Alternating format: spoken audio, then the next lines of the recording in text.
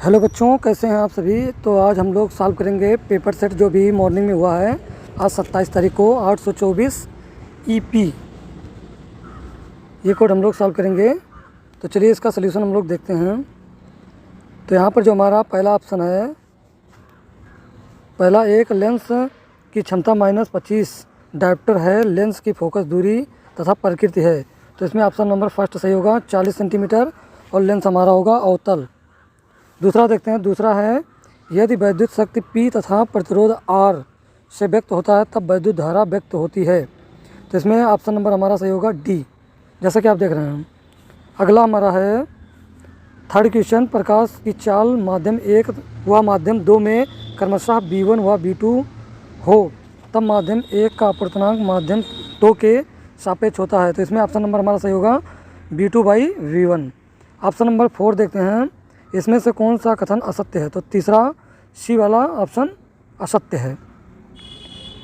चुंबकीय क्षेत्र रेखाएं परस्पर एक दूसरे को परिच्छेद करती हैं, ये परिच्छेद नहीं करता, इसलिए ये रॉन्ग होगा। अगला दिया गया है पाँचवां, इसमें से किस दर्पण का दृष्टि क्षेत्र अधिक होता है। तो उत्तल का दृष्टि क्षेत्र अधिक होता है।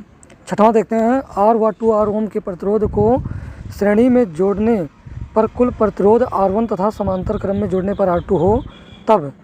तो इसका जो रिलेशन होगा वो आएगा R1/R2 = 9/2। ऑप्शन नंबर बी सही होगा। सातवें का ऑप्शन ए सही होगा। और आठवें का इसमें दिया हुआ है CH3 CH2 OH का IPSC नाम, तो क्या होगा इथेनॉल। आप लोग को पढ़ाया गया है सब कुछ। अगला नौवां दिया गया है, नौवां हमारा है निम्नलिखित में कौन सी दहन अभिक्रिया है।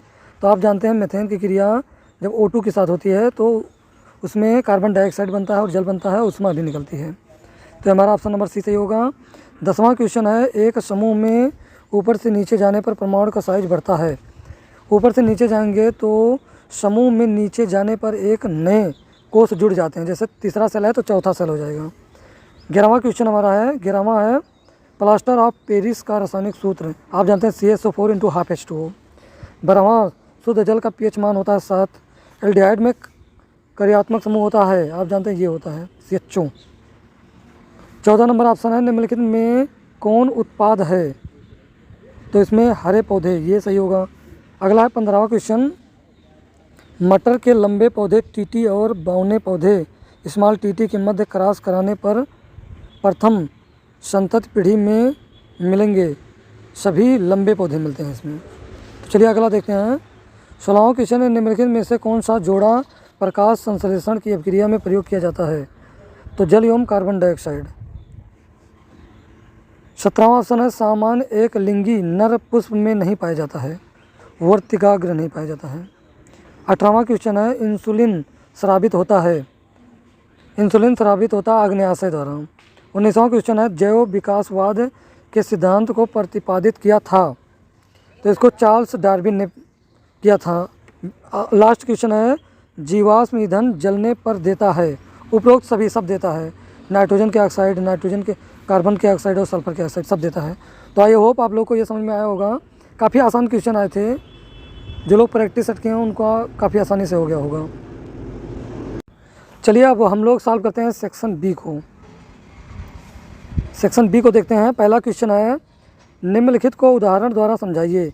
दैनिक जीवन में pH का महत्व।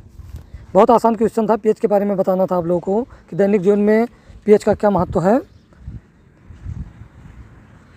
आप जानते हैं मतलब जो पदार्थ हम लिए होगा उसका pH मान 7 से कम होता है, और जो न्यूट्रल होता है उसका 7 होता है, और जो मतलब क्षार होता है उसका pH मान 7 से अधिक होता है। अगला क्वेश्चन है, ऊष्माक्षेपी रासायनिक अभिक्रिया है जिसमें प्रोडक्ट के साथ साथ ऊष्मा भी निकलती है, उसे ऊष्माक्षेपी अभिक्रिया कहते हैं। 6वां क्वेश्चन है, इथेनोइक अम्ल के 2 रासायनिक गुण के रासायनिक समीकरण। ये भी बहुत आसान है।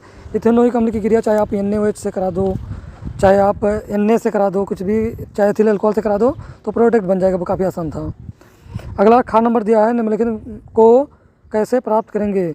बेकिंग सोडा से धोने का सोडा। बेकिंग सोडा आप जानते हो खाने का सोडा जो होता है, उसमें क्रिया वाटर से करा देंगे तो धोने का सोडा प्राप्त हो जाएगा। जिप्सम से प्लास्टर ऑफ पेरिस। जिप्सम का फार्मूला क्या होता है, CaSO4 × 2H2O कि को हम क्या करेंगे 373 केल्विन ताप पे गर्म कर देते हैं तो हमें पीओपी प्राप्त हो जाता है, आप जानते हो।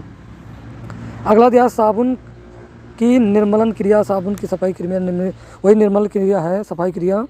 निस्तापन तथा भर्जन पूछा था, काफ़ी आसान क्वेश्चन।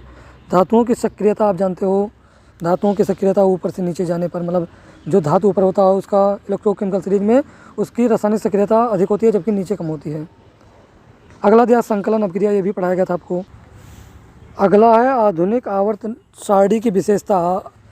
आधुनिक आवर्त सारणी मोजले ने दिया था, आप जानते हैं। इसमें धातुओं और अधातुओं को अलग कर दिया गया था और ये जो सारणी है वो इलेक्ट्रॉनिक विन्यास पर आधारित थी। बहुत आसान क्वेश्चन है, काफ़ी आसान है। सिनाबार से मरकरी प्राप्त करने का रासायनिक समीकरण Hg, यश की क्रिया जब हम O2 से कराते हैं तो हमें Hg प्राप्त हो जाता है। काफ़ी आसान क्वेश्चन था।